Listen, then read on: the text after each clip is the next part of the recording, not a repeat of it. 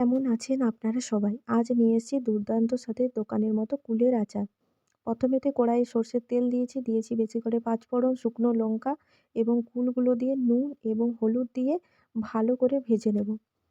আমরা কুলগুলোকে আগেই ধুয়ে শুকনো করে দিয়েছি রোদেতে। তারপরে দেখুন কুলগুলোকে ফাটিয়ে নিচ্ছি, একটু ভাজা হলেই দেখবেন কুলগুলো ফেটে যাবে। তারপরে আমরা দিয়ে দেব গুড় পরিমাণ মতো।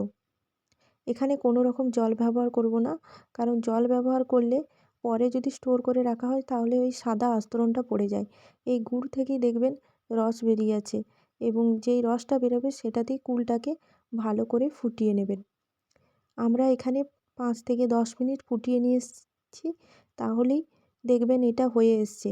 এটা যখন হয়ে যাবে দেখুন কি সুন্দর কালো রঙটা এসছে পুরো দোকানের মতো।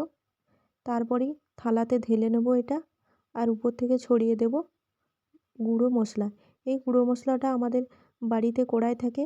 যদি আপনাদের গুঁড়ো মশলার রেসিপি চাই আপনারা বলবেন, আমি দেখিয়ে দেব। এই দেখুন উপর থেকে গুঁড়ো মশলা ছড়িয়ে দিচ্ছি। আর এটা অবশ্যই মাঝে মধ্যে রোদে দেবেন, আর দেখবেন এটা অনেক দিন থাকে, কয়েক মাস থাকে। আর আমার ভিডিও ভালো লাগলে লাইক এবং সাবস্ক্রাইব করবেন।